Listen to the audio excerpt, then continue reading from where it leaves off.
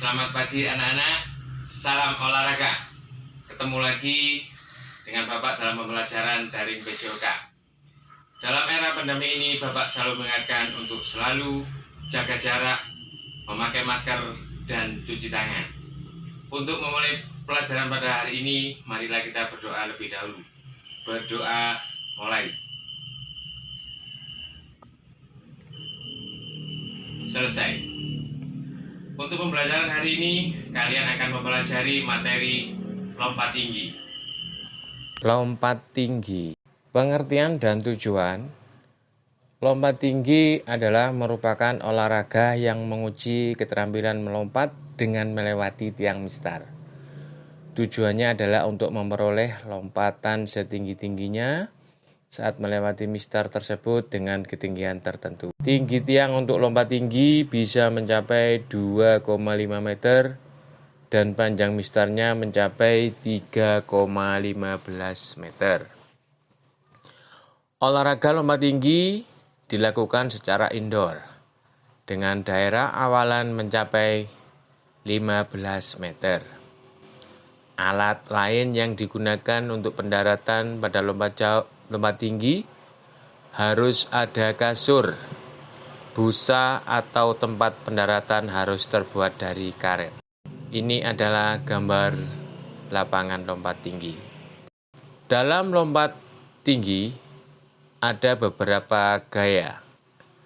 Yang pertama adalah gaya gunting atau biasa disebut dengan Eastern Form. Yang kedua, gaya guling perut atau straddle. Dan yang ketiga adalah gaya flop. Yang pertama adalah gaya gunting atau Eastern Form. Untuk dapat melakukan lompat tinggi gaya gunting ini cukup mudah, yaitu sebagai berikut.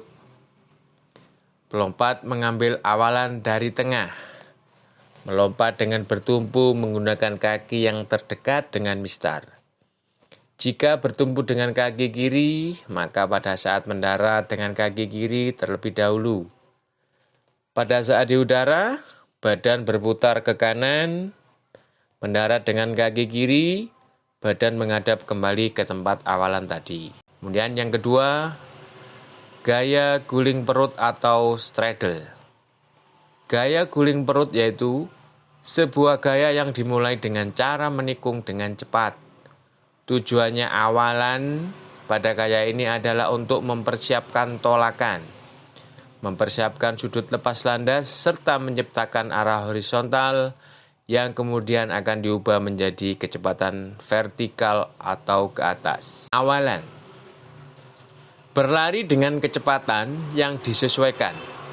Awalan dari samping kira-kira bersudut 30 derajat per 40 derajat dengan tiang lompat, berlari agak serong dari mistar. Tolakan. Bertumpu dengan kaki yang terdekat dengan mistar. Sesaat akan bertumpu, badan merebah sedikit atau condong ke belakang. Kaki tumpu menolak ke atas, sehingga lutut lurus dan kedua lengan diayunkan ke depan atas. Kaki yang lain diayunkan dengan kuat lurus ke depan atas. Sikap badan di atas mistar. Tidur terlungkup terus berguling, serta badan dan kepala diturunkan. Pada saat badan mulai turun, lutut segera diluruskan ke belakang.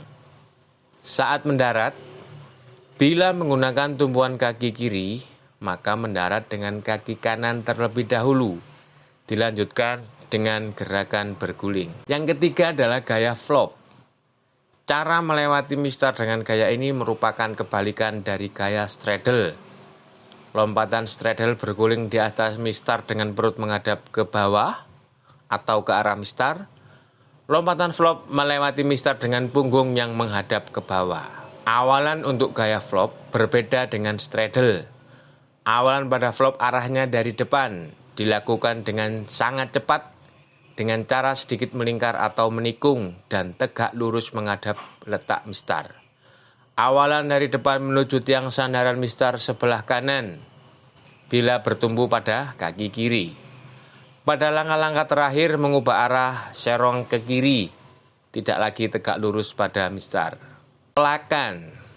Jika bertumpu dengan kaki kanan menumpu dengan kuat.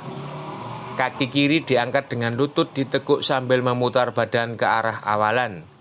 Badan membelakangi mistar. Disusul dengan gerakan melintang melewati mistar dengan punggung melengkung. Badan di atas mistar. Kepala paling dulu melewati mistar. Diikuti dengan badan yang terlentang. Punggung menghadap mistar. Setelah mencapai titik ketinggian maksimal dan pantat melewati mistar, kedua kaki diayun ke atas untuk dapat melewati mistar seluruhnya. Dagu ditarik ke bagian dada dan punggung atlet diusahakan ada di atas mistar dengan menyerupai busur yang melintang. Saat mendarat, anggota tubuh yang mendarat terlebih dahulu adalah punggung.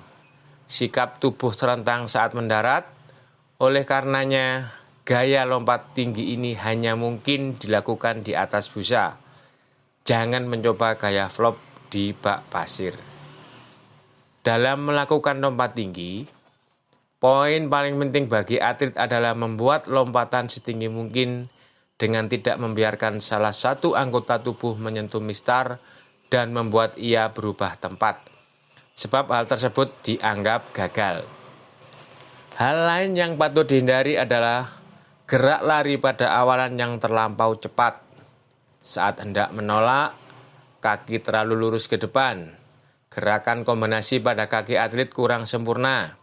Badan yang condong terlampau mendekati mistar. Atlet melewati mistar namun dalam posisi seperti duduk.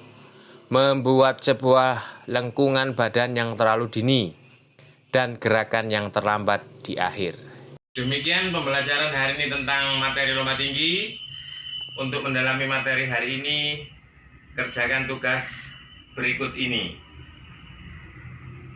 Dari Bapak cukup sekian, kurang lebihnya mohon maaf. Tetap semangat.